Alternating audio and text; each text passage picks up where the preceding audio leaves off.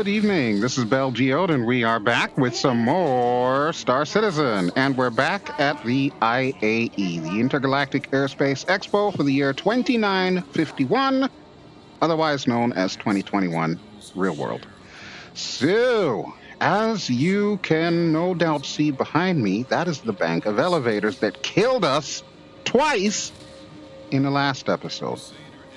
I've bypassed all of that and made sure that we got down here before I even started. So, now that we're down here, the usual disclaimers are going to be popping up at the bottom. I'm doing this in VR through Vorpx.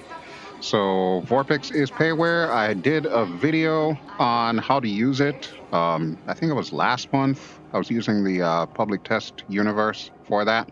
But it's a pretty informative and in-depth video that'll show you how to use Vorpx. I know a number of you have been asking if it does work. Yes, by virtue of you watching this video, I am shaking my head up and down in my VR headset right now, my Oculus Rift S, to tell you that it does work. Is it perfect, however? That's another story. But it is usable, and that is the important part. All right, so now that the disclaimers have all flashed on the screen, let me tell you where exactly we are in the exhibit hall and what we're going to be doing today. So here is me, outside view from the back with my nifty new armor that I believe all of us got, I want to say. Something along those lines. But yes, we are back in the Zenith Hall, or Zenith Hall, however you want to pronounce that.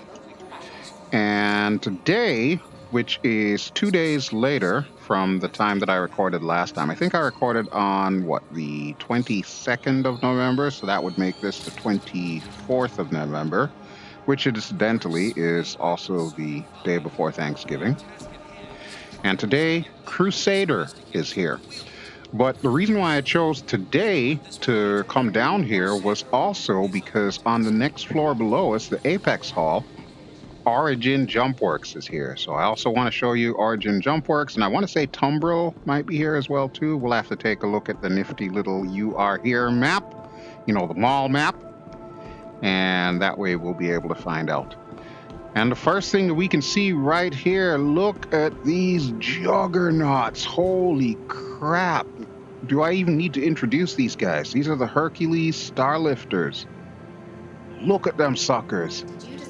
So you've got the basic one there, the C2, which I believe is like the cargo version.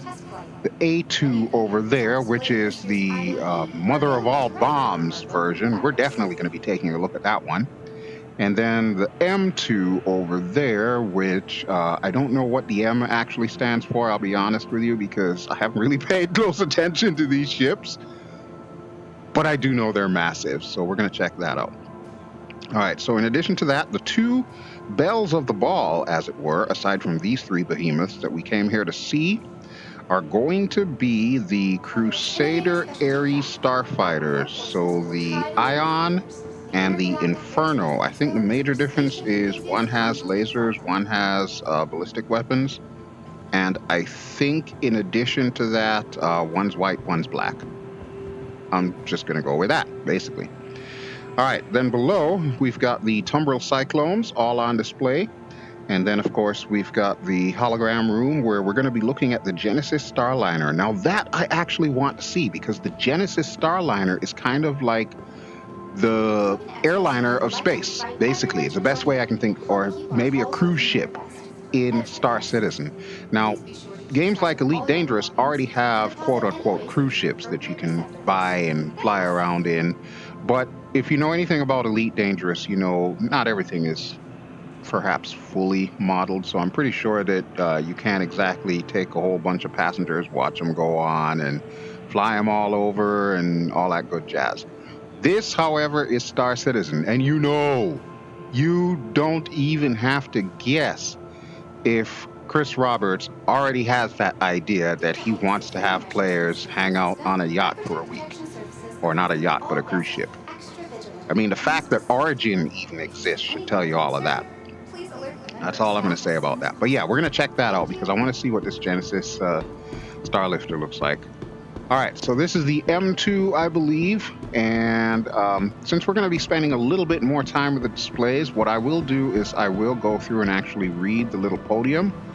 You can, of course, alternately, just pause the video and read it yourself while I look around and check everything out. Now, I believe we may have gotten a test version of this, but I don't know if that was for like concierge only or what. All right, let me go ahead and read it. So the M2 Hercules is the UEE's premier tactical starlifter. The ship's potent combination of capacity, maneuverability, and durability make it the obvious choice in large-scale transport, and a robust weapons package assures that your cargo and crew gets to where they're going in one piece. Okay, so this is like your smuggling ship then? Is that what I'm getting? Is this your much bigger Han Solo ship? Because let's face it, we already know, thanks to the new Star Wars trilogy, that Han doesn't always have the Falcon. We won't get started discussing the new Star Wars trilogy, though. That's about all I'm going to say about that. But just go with me on the analogy, right? Right. All right, but we do have a nifty little ramp here, so we can hop up. And we can at least check it out from the inside. So from my understanding, these ships are basically like one giant cargo bay. So you'll see that we've got this funky looking ramp up there. That's the other half of the cargo bay, basically. There should be a door switch. I want to say this might be it here. So if we go open, see, there we go. Look at that. Look at how massive that is. Now, if you're eagle-eyed in the audience, you probably also noted the Nova tanks in this very display. We'll see them once we walk out the front there. But yeah, what a behemoth of a ship. Now, you can imagine just loading up this thing with all kinds of goodies to take to, I don't know, the Pyro system maybe. Maybe as a merchant, you're helping to supply one of the outposts in Pyro. Or maybe you are part of a paramilitary org and, you know, you need to get some ground troops to take over some ground. So you've got all your Nova tanks in here and your ballistas and all the various other combat type vehicles that people have. Yeah, you can do all of that with this, which is pretty freaking amazing when you really stop to think about it. I'm going to climb the ladder here because I like climbing ladders. Although in VR your head doesn't move much, so it really doesn't it doesn't play very well, let's just put it that way. The view is kind of restrictive. Alright, so this is, I guess, the first of the main level areas. So we'll need to take a look at the doors. So auxiliary crew quarters, I guess. Or perhaps they're saying auxiliary crew would be like all your Marines. I think that's probably more accurate. Armory seems pretty self-explanatory. You put all of your suits of armor in there and all your weapons over here. It says it right there. Suits to the right, weapons to the left. The Marines probably already know how to do all of this stuff, so that is fine by me. I guess we can go out this way because that door just opened. All right, what do we have back here? I'm assuming parts maybe, or something along those lines. Yeah, see those? Well, it says no access, but I'm not 100% convinced that that's not parts. Could be. Look at that, though. That's pretty cool to see. I like that. I like that a lot. All right, can I get across here? Oh, you know what? I think these are all the components. Storage unit, access panel. There's got to be an access panel for something. Storage unit. What do we have here? More storage units. Okay, maybe it is not. Either way, we're going to cross this side here. We've got habitation over here. So let's check out what's in habitation. Oh boy, more weapons cases and whatever these are. Biggest duffel bags I've ever seen. And this would be where the actual crew of the ship live. So what do we have there? 3 bunks? Does that mean this is a 3-person crew? Don't know. Don't know. Kitchen. Very nice. Now wait a minute now. How come this kitchen doesn't have any water bottles in there? CIG, you've been ripping us off for months. Where's my water bottles? You put water bottles in the other ship that we looked at the last time, the Redeemer, but there's no water bottles in here. How the heck are my crew supposed to have water? I don't see any faucets here either. What is this? Hot. Okay, so we can probably assume that's either coffee or tea. There's no ice cream machine. It's probably broken. Stupid future McDonald's. And no water. Come on, CIG. Work with us here. I am, of course, kidding. All right, what do we have back here? Pretty much same as before. Another engine, more very, very large parts. I'm assuming that say no access. Don't ask me what to do with all of that. I like the cabling in the roof too. That's pretty cool. See, that's the kind of stuff that I really enjoy, is when they go to great lengths to do all of that detail. What I don't enjoy is when the detail comes to bite you back in the butt when you fall through an elevator and get up outside of it. That's no bueno. Ah, these I would assume are escape pods. Yep, it does say it right there, so that's a dead giveaway. And I noticed Crusader's doing this thing with their larger craft where they've got this circular thing, kind of like a callback to the Millennium Falcon, slightly. But I do like the design. I think the design is pretty cool. It just takes forever for their doors to open up, though. That's the only problem. All right. And in typical Crusader fashion, the seat is way the heck back here. You got to sit in it in order to move all the way to the front. Yeah, that's a good jog right there. At least in VR, anyway. Looks like it. Can I walk across here? I'm going to walk across here. All right. There are the Nova tanks. Now, I don't know if we'll be able to actually sit in the Nova tanks, but from what I've seen on channels like Board Gamer and some of the others, it actually does look kind of cool.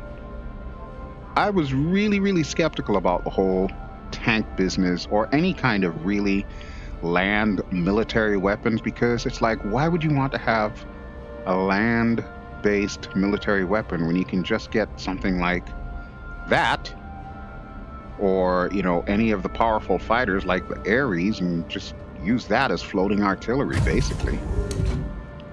But I'm sure, just like in modern real warfare, there's always a reason for everything, or there's always a need for everything, whether it be close air support or ground pounders. All right, is this the elevator? I think this is the elevator. However, the elevator is still down there because I came up this way. So here we go again. Again, VR is fixed, looking forward, and I just have to hold the down button until I actually get down here and then walk out of here so it doesn't automatically grab onto the ladder again. Holy crap. That's a pain in the butt. At least it's safer than elevators. Look at those guns too. Massive guns, massive. All right, so that is the M2, which I could rent. I don't want to rent, however. I do want to take a look at the, what is it, the A2. I'm going to go A for attack. I think that's what it means. And here's the Nova tank that everybody seems to be talking about. It's just one of those things where it looks like people either love it or can't figure out why we would need it. I don't want to say hate it, because let's face it, it is a badass looking machine. No matter how you slice it, it is a badass looking machine. I guess we can go inside this one. I'm a little leery. Okay, we're in. Shield generators. Well, this is cool. Your tank has a shield generator. I'm okay with that.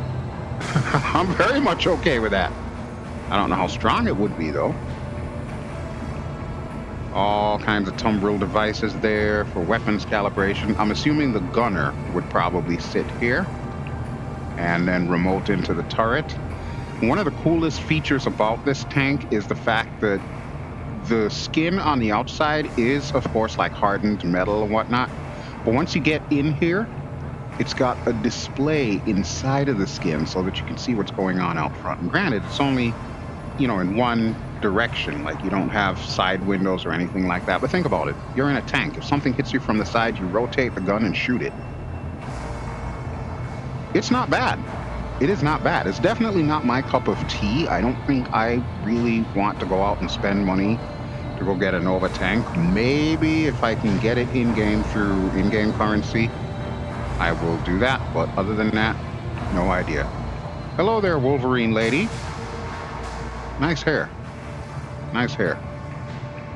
Still waiting for Star Citizen to implement better red hair. But this is probably as good as it's going to get.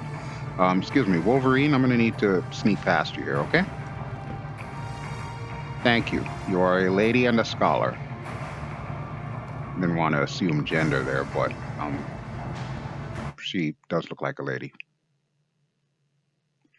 All right. What do we have here? A little bit of stuttering. Little bit of stuttering. Is everything okay, Star Citizen? Do we need to have a talk?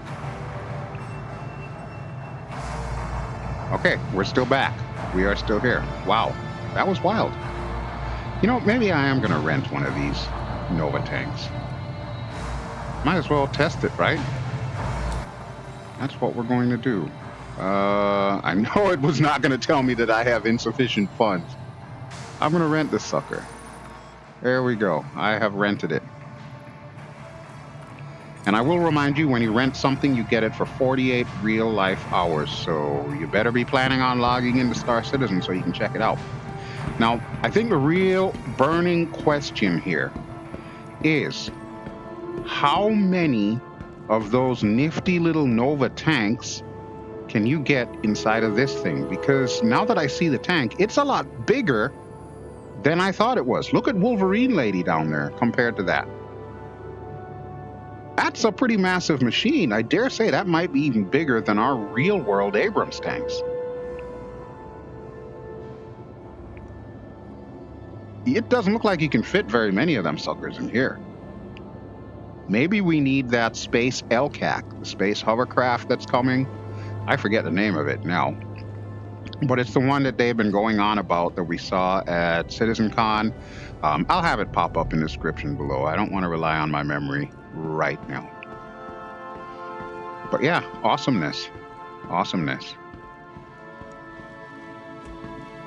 Now, the important thing about this particular one, you see those two rounded things on the back? That's where the bombs go. And I don't mean torpedoes. I know last year I kind of made a faux pas when I talked about the Retaliator, which I ended up buying, and the Eclipse, which I did not end up buying, and talking about those as bombers when they're really torpedo ships. This is a bomb. And it's interesting that it's the MOB-012. I don't know if the MOB is a designation like how real-world bombs have like Mark or MK. But yeah, that's what a bomb looks like. That's pretty massive. I think the equivalent of that would be like our real-world Moab or Mother of All Bombs, or even the Daisy Cutter from Vietnam fame, which is kind of interesting because for quite a few years I actually played with a band who was named Daisy Cutter. So that name kind of means something to me. Not too many people actually figured out that we were actually talking about a bomb and not like cutting down flowers. But c'est la vie. All right, so that is the back end of this one. The Mighty Hercules. I can see where they get their name, the inspiration for that. It certainly does look like a Titan. Not that Hercules himself was a Titan, but I'm sure you follow the analogy. All the same, though. Really cool. Really cool. All right, let's take a look at this version over here. So I guess this is the cargo version. We're going to read this thing here. All right, C2 Hercules. This is your bargain basement one, basically. Utilizing the patented Hercules military-grade space frame and expanding cargo capacity while sacrificing barely any firepower. Really? The C2 has taken the private sector by storm. It has become the industry standard for racing teams, ship dealers, and manufacturers, construction orgs, mining corporations, and even large-scale touring entertainment outfits. Nuh-uh. Folks, this is the band bus. If I still had my band Daisy Cutter, this is our tour bus right here. That is what I just read. You're talking about touring entertainment vehicles? Hells yeah, we'll bring the stage to you. That's pretty awesome. Although I don't think there's really any difference or any real variation. I kind of want to go upstairs just to see what the upstairs area looks like, if it's that much different, but we're probably going to end up coming right back down. We're going to do it anyway. Usually try to make these 1-hour videos, so hopefully that will continue to be the case. Yep, looks pretty much the same to me. Let me go through the door. Recreation. Oh, that's different. Oh, we're definitely not putting any Marines in this one. This is where the band sleeps, or at least hangs out. As long as they don't have to draw straws for who gets the top bunk, because we saw how well that worked for Metallica. And look at that! Look at that! There's food and drink in here. I mean, no water bottles, but it's certainly better than the military one. And there's the Encyclopedia Britannica, or whatever it's called in Star Citizen. Hello? Can you open the door, please? Suppose I gotta do it manually. Open. Thank you. Alright, so we know what's back there, so we're just gonna go across to the habitation area. Hello? Open door. Thank you. Alright. And this pretty much looks just like the other one. I don't really see much of a difference here. So crew quarters identical, 3 crew. Oh no, wait. 2 crew. 1, 2. Interesting. And what is this WC? Is that supposed to be water closet? We're gonna go with it being water closet. Open. Most certainly is. That is the most water closet-y of water closets that I've ever seen. I like the towel. Nice touch. Not sure if that'll really dry you off, but at least they remember to put one in there this time. Alright, cool beans. So the rest of the ship, I'm sure, is pretty much identical. You go down the hallway that looks like a Millennium Falcon, and you end up in the cockpit. I'm okay with that. I am okay with that. So we'll go ahead and get out of this ship, and then we'll check out some of the other ships. Alright, now let me... see, this is the thing that I hate, Star Citizen. When you get too close to ladders, it automatically assumes you're going up. Don't ever assume that I want to go up. I mean, I probably do, but don't assume it. That's all I ask. Alright, now the real question is, where did we find the other spacecraft? I want to say it's off to that side, maybe? Let's check the map again. We'll run over there real quick. Look out, coming through. Oh, look at this person. Lady, you just gotta be extra, huh? With your fancy pants glasses and your fancy pants going through the map? Dang, NPCs be NPCing. Alright, Crusader Ares. That is the star of the show. That is what we came here to see. That's what I'm gonna want to take my thumbnails of. So we're gonna go this way.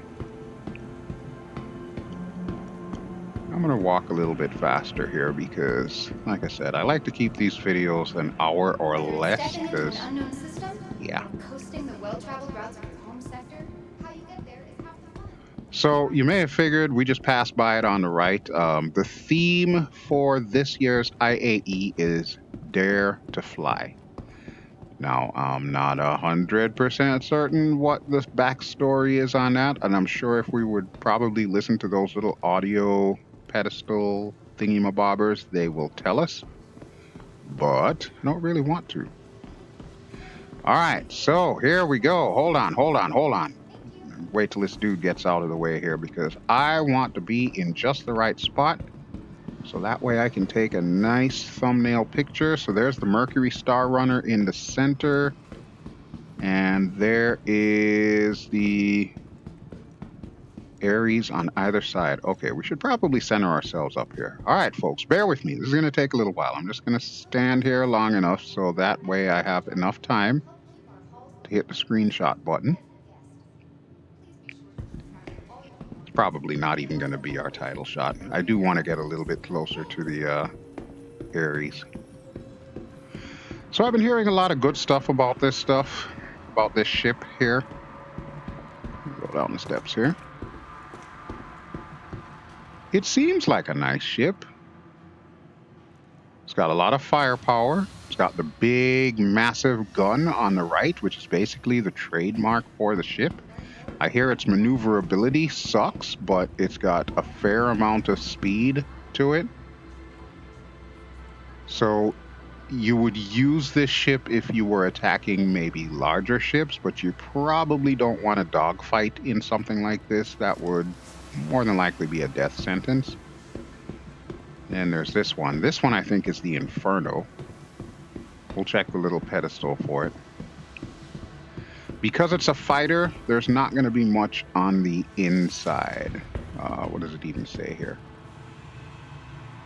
I suppose we can probably just let the guy talk to us. Although Crusader Industries might be best known for their transports, their recent introduction of the Ares Starfighter shows that the charity-minded manufacturer is taking a new approach to helping citizens across the Empire, and more specifically, those who live on Crusader itself.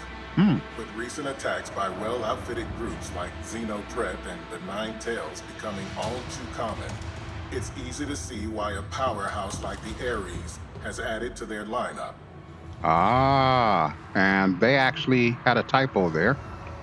He said has added. It's supposed to be was added.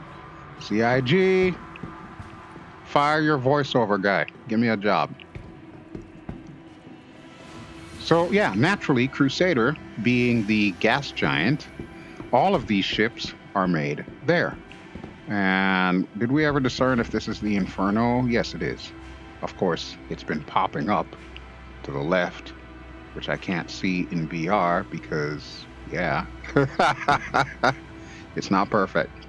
Whether heading up a crew hunt or hunting big ships solo, the Ares Inferno is a force to be reckoned with. The ballistic Gatling-equipped variant tears through gunship armor and turns smaller fighters to dust in seconds. Seriously, though, if you think about the average person who enjoys dogfighting in Star Citizen, they're going to eat this for lunch. I can only hope that the armor and the shields on this ship are something to write home about, or at least I hope they're as powerful as this gun appears to be. Because if it is not, this thing is the proverbial glass cannon. And the same for the Ion over there, which I'm assuming is the laser gun version. We're going to read a little thing for that as well, too, just to verify. But yeah, they definitely look like they can hold their own, but it looks like you're going to need support ships just to support your fighter. I don't see it as like a Vanguard Warden or anything like that. I mean, it's a nice ship, don't get me wrong. I'm not saying it's a bad ship at all. I just wouldn't want to build out my fighter force with just that. Spark fear in the corridors and the most formidable gunships and frigates with the Ares Ion. This laser-equipped variant delivers extremely powerful shots to quickly disable the shields of even the biggest enemy vessels. Okay, so here's my other question. And it's mostly rhetorical. I don't really expect any answers, although if you have any input, I'm sure you'll chime in the comments. So let's say you have this. Can you swap it out with a gun like that? And is there an advantage over having one type of ship over the other? Like, does one have a different type of armor? Does one have different stats for shields? Or are they basically the same thing except one's black, one's white, and the guns are different? So that's what I really want to figure out. Why would I want to have the laser one over the Gatling one? Or what's to stop me from getting the Gatling one and then just buying an equivalent size laser gun to upgrade it? Because I maybe prefer to use laser instead of Gatlings. You see what I'm saying here? I'm just wondering why the need for both and what makes each special. But hey, there's a Mercury Star Runner. Now, I've shown you the Mercury Star Runner before. This is another one of the ones that I did end up buying. And I got it in March of this year. So they were having that, I don't want to call it St. Patrick's Day, but that's basically what it was supposed to mimic, was the holiday of St. Patrick's Day in March. So they were calling it Fortuna, I think, which of course implies good luck, or any kind of luck, really. Fortuna does not discriminate when it comes to luck, so I hope they took that into consideration in their mythology. But yeah, Mercury Star Runner, picture that in green. That is my ship, the Arcana Maria. It's not a bad ship. I still kind of wish they would give me a second way to enter the ship, because let me tell you folks, having to walk all the way back to this and then go up the ramp gets old really quick. I mean, it's fine if I've got, like, say, my little Ursa rover in here, or the Tumbril, or something like that, and I'm just, like, exploring on a planet and then come back in. But to walk out, say, from a space station and have to walk all the way to the back of the ship to get in there, yeah, I can't believe that somebody did not think of the possibility of just putting another entrance in here. We've got the cargo bay here. They could have made it so that the cargo bay just drops down like it does with the 400i, which no doubt you already know that I did purchase that. Or you could have a double thing with a docking collar, which I'm not even 100% certain if this thing even has a docking collar. I'm thinking along the lines of Millennium Falcon, where, you know, the Millennium Falcon at the top has that docking collar that Lando used to rescue Luke from Cloud City. You could have something on the bottom where it just comes down like an elevator. A lot of ships do that. I mean, it's a great ship. Do I have buyer's remorse? Hell no. I'm really glad that I picked up this ship. I've been using it for cargo running, and it's how I've been making some money in Star Citizen before the wipe.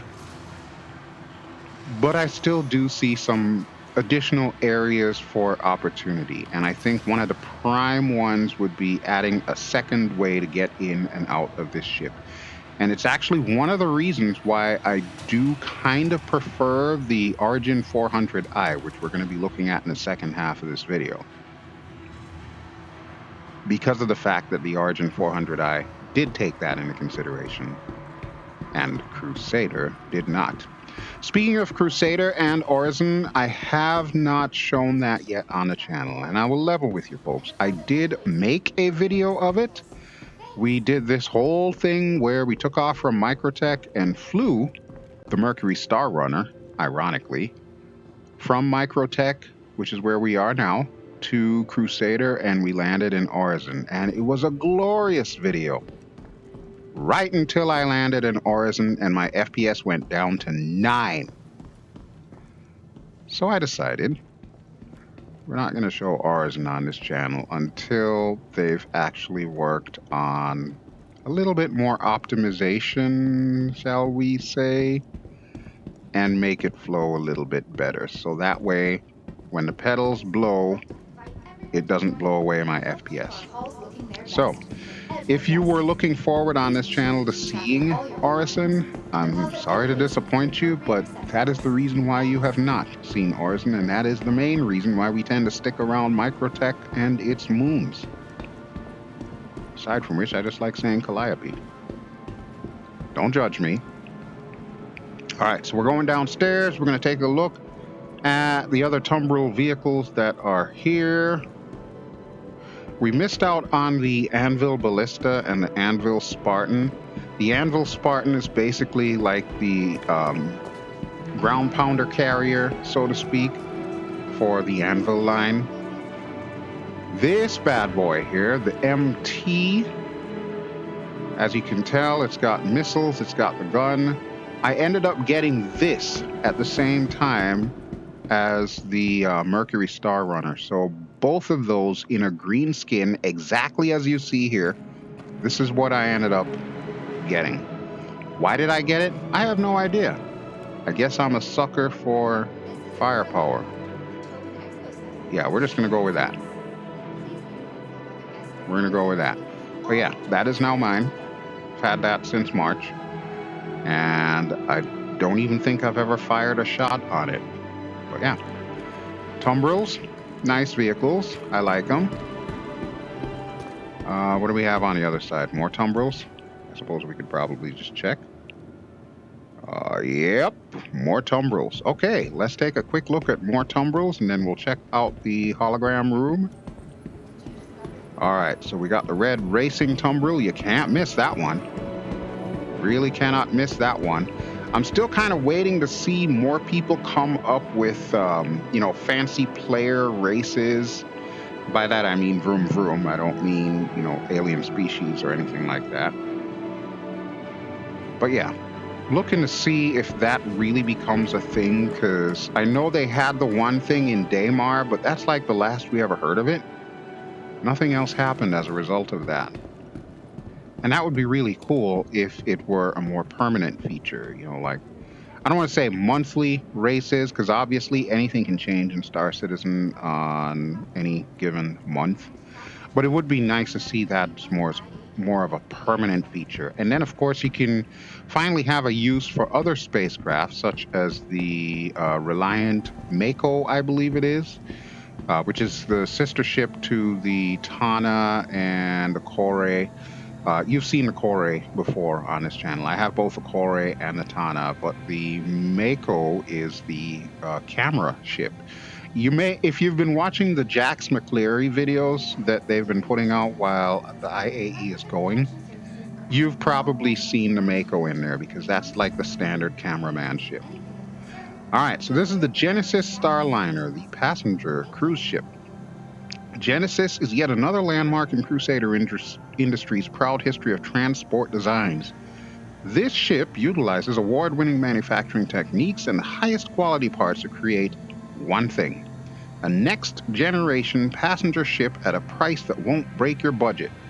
Now, folks, we've been waiting for this ship almost as long as we've been waiting for Star Citizen. This is like, I remember seeing this as one of the very first concept ships that CIG had.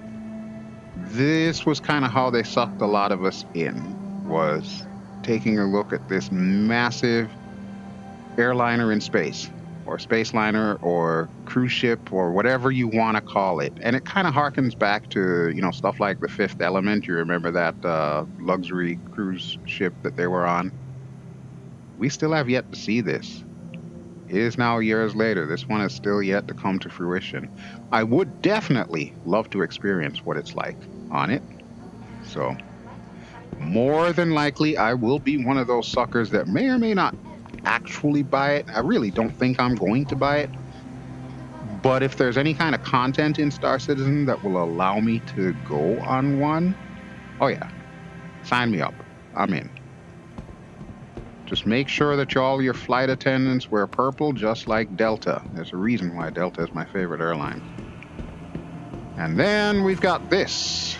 I believe this is called the Ranger. Not much I can say about it. It's a Tumbril, so you know it's got wheels. It's a bike. It looks to be a one-seater. Why is it not a two-seater? I have no clue, but I'm not here to judge. I'm just here to show you this stuff. And the other thing that I note, it most definitely will not fit in my Origin 400i, which only has room for one bike, the Origin bike.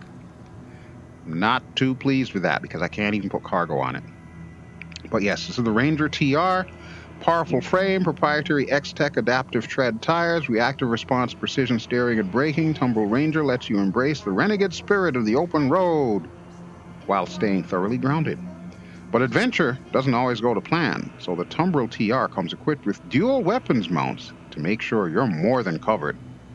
The irony of all of that I just read, there are no roads in Star Citizen. Period.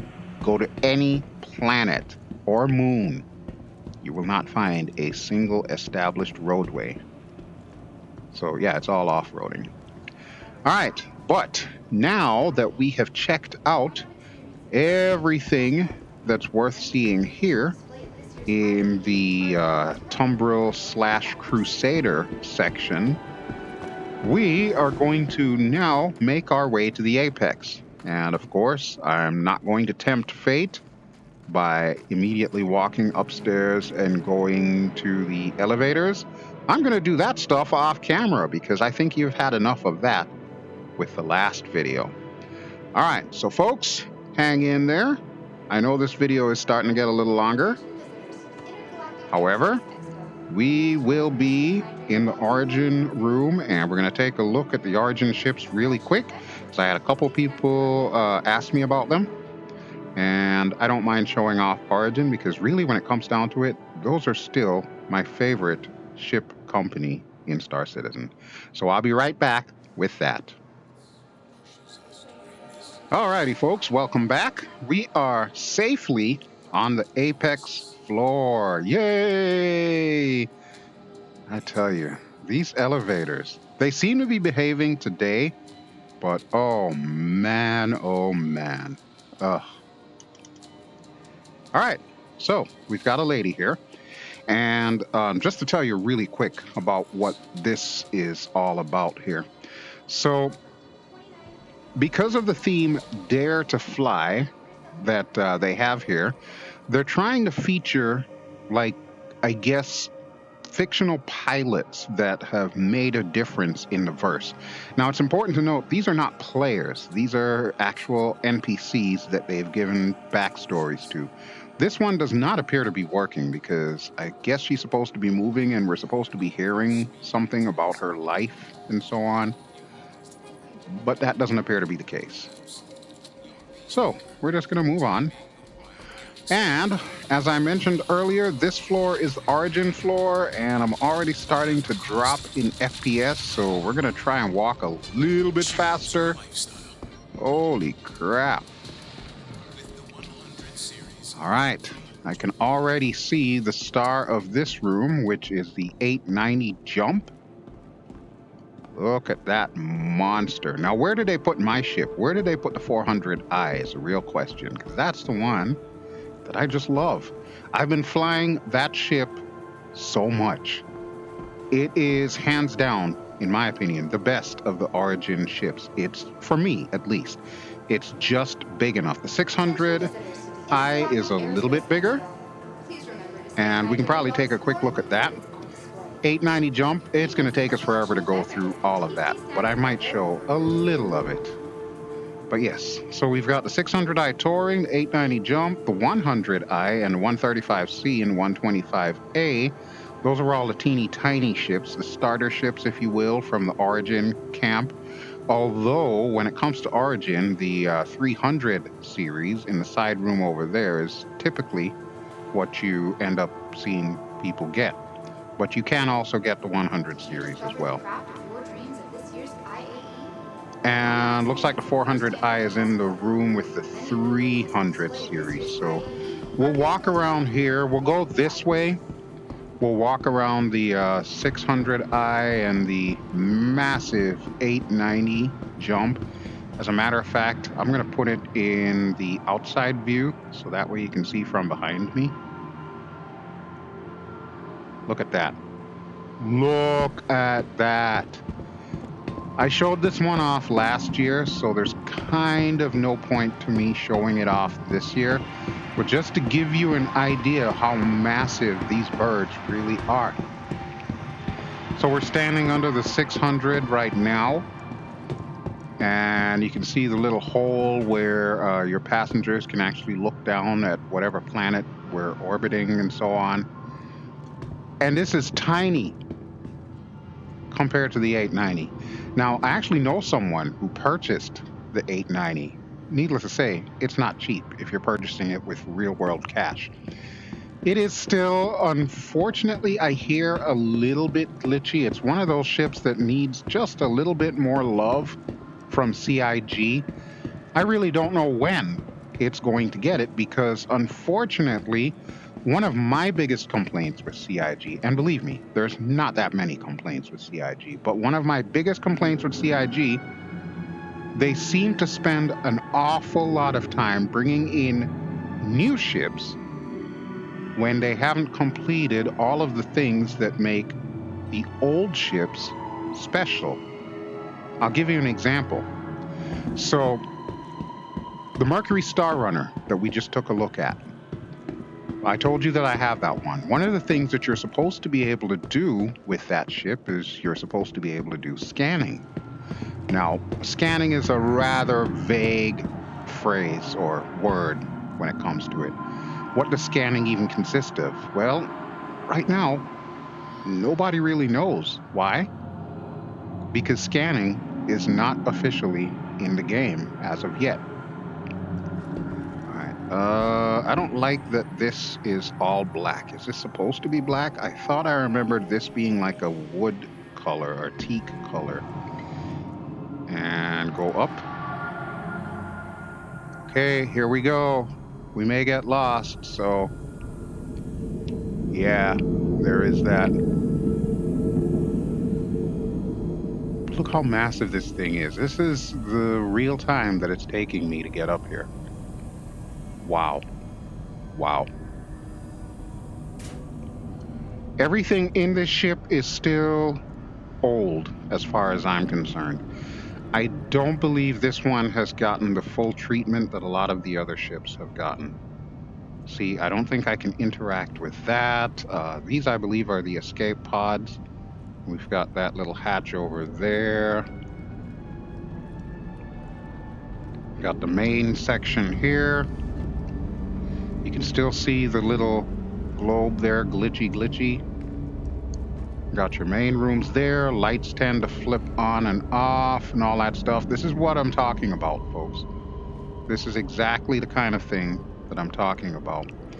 It's got a lot of potential. It looks gorgeous. It looks drop dead gorgeous. It's just incomplete as far as I'm concerned.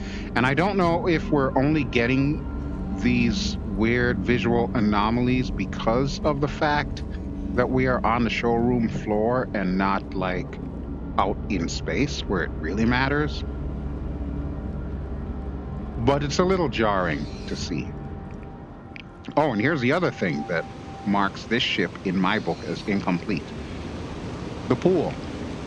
We still can't swim. They're adding bodies of water to this game, but we still can't swim. Why can't we swim, CIG? That would be nice. I mean, we've got a pool that we're carrying around in space here. It would be awesome for me to do the breaststroke in there for, a few laps while my crew handles everything on the ship. That would be neat. I would love that. Can we make that happen sometime soon, perhaps? Here we go again with the lights.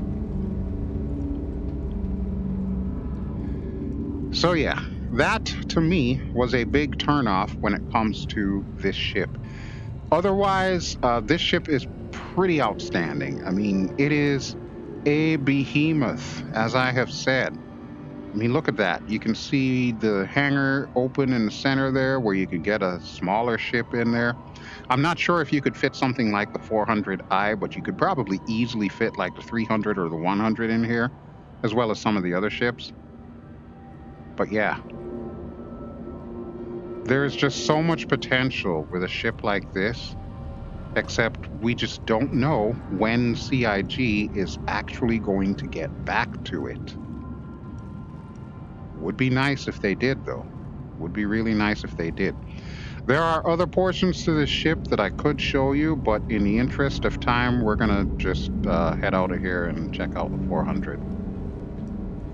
So to me, this is too much ship, but if you've got an org, especially an org that specializes in luxury, or you just want to use this as your org headquarters, your floating org headquarters, I could see something like this being used as that. But I would like to see some wild Star Citizen parties going on, where you're cordially invited to show up on somebody's 890 jump and basically travel around the Stanton system or the Pyro system even. I would love to see stuff like this. And as I mentioned, there's a lot of potential when it comes to ships like the 890 jump. It's just unrealized potential right now. Now, the 600i is, in my opinion, in a better place. But even that is technically starting to show its age. And I'm going to explain that by walking through the 400i and seeing some of the features that are implemented on the 400i that I don't believe have yet been implemented in either the 600 or the 890 jump. There's the 100 there. It's your typical single-seater craft, except it's got a little bit of living space in there, just in case you're so inclined. All right, I think we can go this way to meet up with the 400i, so we're going to do that. And here we go again. Push the boundaries. And a little planet of Microtech. All right, I want to say Hall 2 is what we're looking for. Yes, I think so. We're going to go this way. And luckily, there's a map there that this fine person is taking a look at. We are here. Okay, we're right where we need to be. Perfect. It's no secret Origin is my favorite of the ships. And I don't say that lightly because, honestly, I love a lot of them. I love Aegis. I love Anvil. I love Crusader. Drake. Yeah, even Drake. Even though I don't own any more Drake ships. I did have the Cutlass Black, but it's one of the ships that I traded in because I really couldn't see myself flying it too often. But there's the 300 series there. So they're a little bit bigger than the 100 series. They've got a little bit more space. Some people call them the Space Audi or the Space Lexus, whatever you want to call it, but that's kind of what it is. And this is my girl here, the 400i. When I saw that this one dropped, this was a no-brainer. I had to get this one. Everything about this thing just screams to me. I love the design. Still not fond of this little bike rack thing here. I still think they're on the wrong end of the stick when it comes to why they have this thing here. It should be able to be used for cargo, but you can't. I've tried. You can't. Only the Origin bike will fit on it. So that is a little bit of a bone of contention between me and CIG. But other than that, I really enjoy this ship. I have not had a bad time in Star Citizen flying around with this ship, doing my little FedEx missions and all of that good jazz. This ship is just awesome. It is just total badassery. I love it. And granted, it's never going to be the best at everything, not by a long shot. But when I talk about having a little bit of extra love, so you've got the open switch there, which obviously is not black like it was in the 890 jump that we looked at. You've got the elevator buttons there. Everything's properly lit. You've got the corridors or the ladder. You've got the storage space for the components and whatnot, and their little open buttons. And then, of course, the various lighting buttons and everything. Front section is well done with the little stairs and, of course, the eyeball little gravity generator thing. And I didn't even show this to you in the 400i video, but these are all like storage closets and whatnot. So you can put like armor in here and things like that. Not 100% implemented just yet, but it's one of those things that, will be coming soon, so to speak. Soon is always a relative term in Star Citizen. Oh, it's not going to let me go upstairs, is it? It's going to ask me if I want to rent it. Well, I definitely don't want to rent it because I have it. Oh boy, we're getting stutters again. That's not good. I don't know that I can go upstairs, so I can't really show you the upstairs unless I get into my own ship. But when I say what I said in the 890 jump about it needing a little bit more work, this is the kind of stuff that I'm talking about here. I need for it to have the same level of detail and quality that this ship has. So if you look at the little button there, you see the open switch, and then below it you have like the lighting switches and the sensor turn on, turn off switch. Pretty much similar things to like what's in the Crusader ship, the Mercury Star Runner to be specific, and probably also the Hercules that we looked at earlier. But yeah, that's the kind of levels that I would like to see in the other Origin ships. And I know they're going to get there. I know they're going to get there eventually.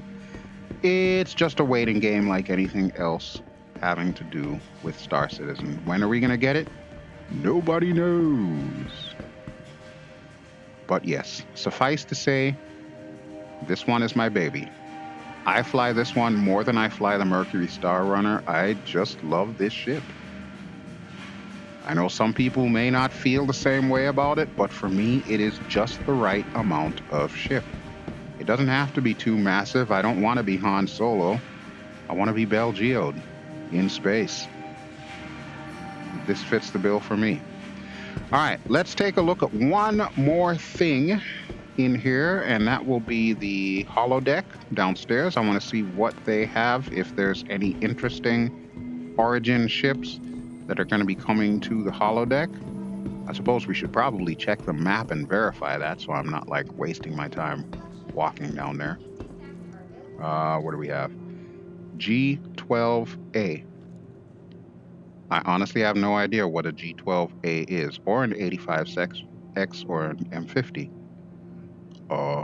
Okay. And why does it say AHLL there? Is that a typo, CIG? Did you typo the word hall? Is that what's going on there? Oh, you know, I think those are all ground vehicles. Either way, we're going to check that out. And since it's going to take me a little while to run down there, we're going to cut the video right here because I'm pretty sure that we're close to the hour mark right now. So when we come back, we will be downstairs. Alrighty, folks, we are back. And as you can see, I am now downstairs. And this is the ship that I was curious about. So this is not actually a ground ship, this is a racing ship, and I actually do recall seeing this one a lot, all over the place. This is the M50 Interceptor. It's basically for racing. There's not much you can really say about this ship. Look at it. That is a racing ship with guns. So, yeah. All right, so that at least tells me what that is, and we'll see what's on the other side here.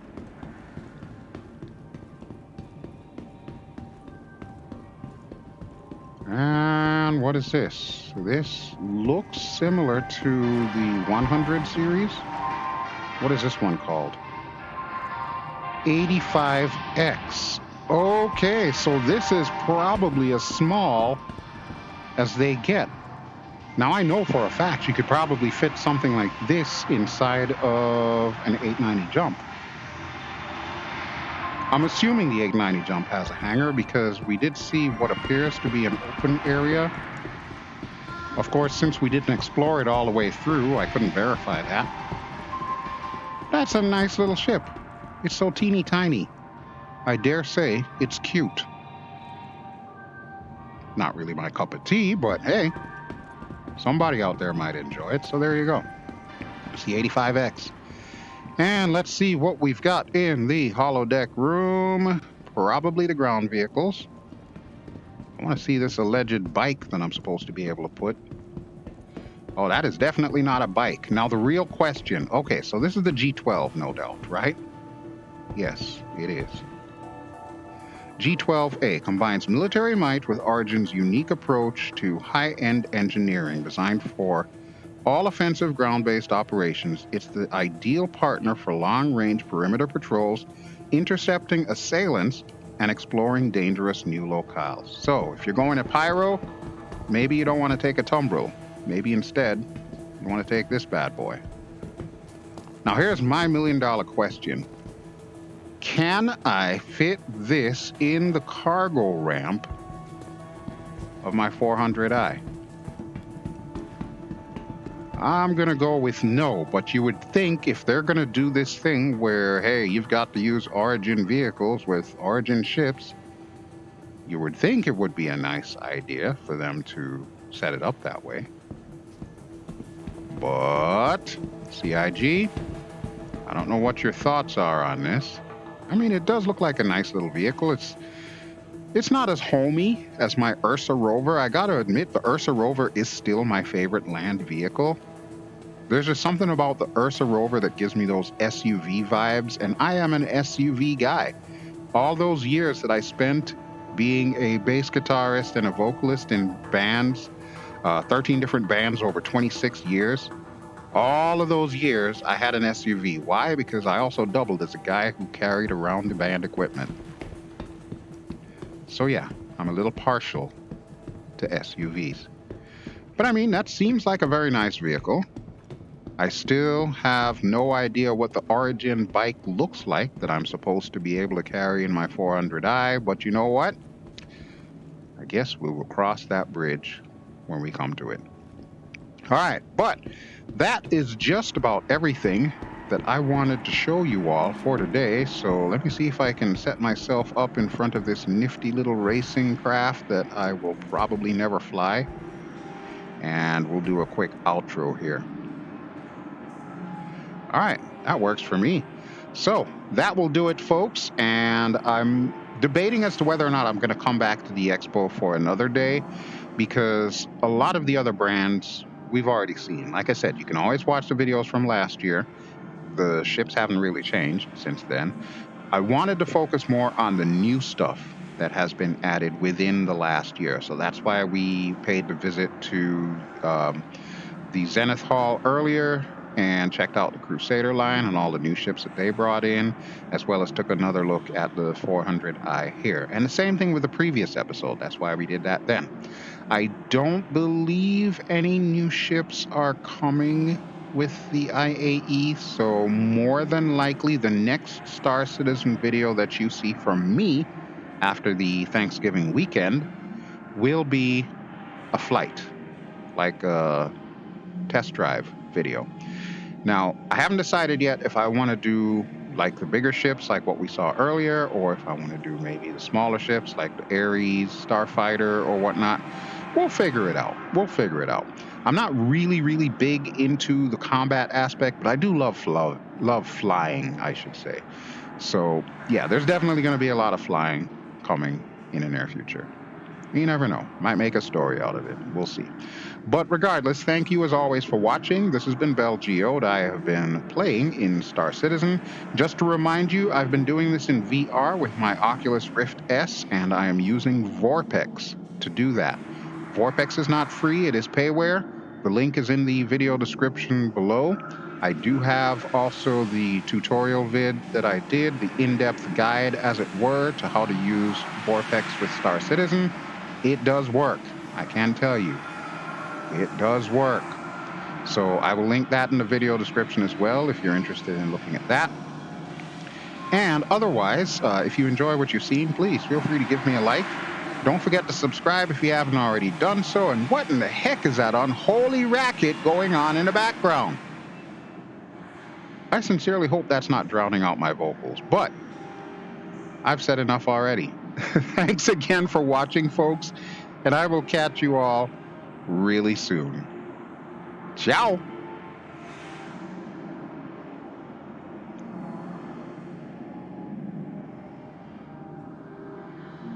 Really, seriously, can somebody turn that down? Dang. Starting to feel like Jax McCleary over here. I can't get a single episode done without some kind of chaos.